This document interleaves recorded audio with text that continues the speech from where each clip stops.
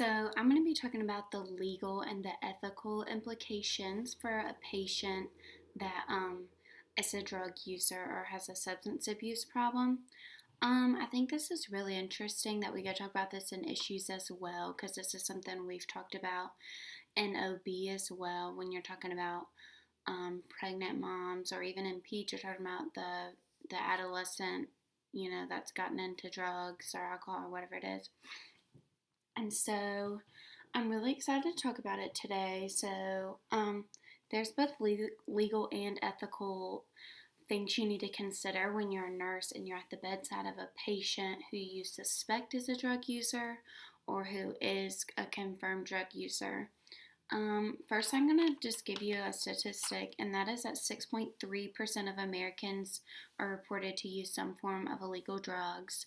So that would not include prescriptions or prescription pills or things like that, but 4.4 million people in the United States use prescription drugs in a non-prescribed manner. So first, I'd like to talk about the legal issues with your patient with a substance abuse disorder. The biggest thing I could probably talk about legal wise is you have to remember, first of all, you're the patient's advocate, but you also have to protect that person, and you need to do that in the best way possible, and we need to abide by HIPAA when we do that. And that means we have to report. Obviously we're going to report and we're going to chart if we have findings. When we talk to that person, they confirm that they do use drugs. That's something we definitely need to let the doctor know and other people on the staff know as a precaution to the hospital. But we also need to make sure that we're not giving out that information and giving it to other people.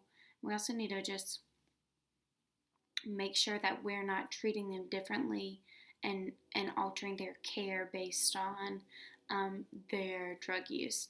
A really good example of how we just can't do that is when you talk about the pregnant mother who's a heroin or cocaine addict, but she's in active labor and she's in extreme pain. We cannot, as the nurse, withhold pain medication from her, like oxycodone or anything like that, or morphine, because she is a drug user. Pain is still pain, and she's still our patient, and our job is to treat her pain at that time and get her through labor.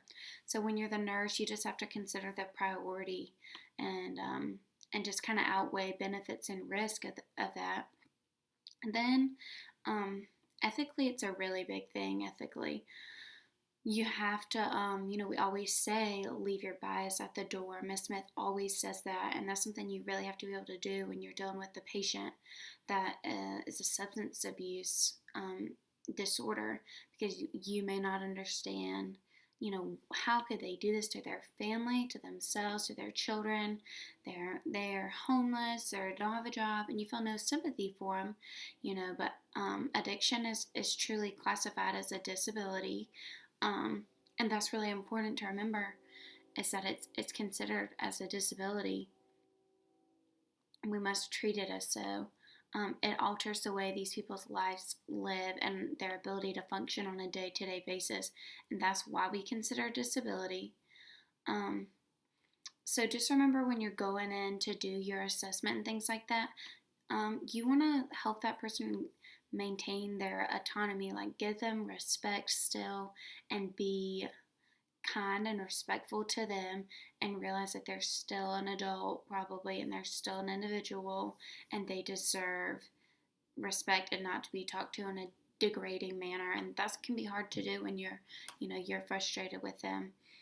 So we make sure we need to do that. And when we're talking to them, we don't want to when we ask our questions, we want to ask them in an open manner so they don't feel defensive.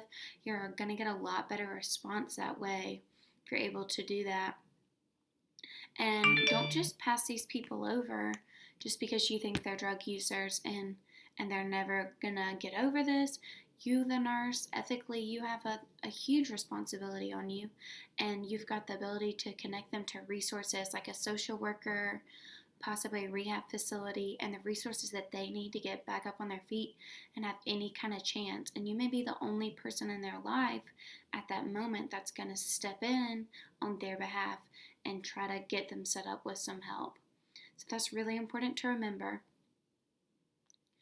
Treating the patient with a substance abuse problem can be really challenging, and it can even be difficult if you've never dealt with that situation before. So just remember that they're people too, and that they go through things that we could probably not imagine. We have to treat them per protocol, and we have to treat them fairly just like we would any other patient that's not a drug user. And that's it.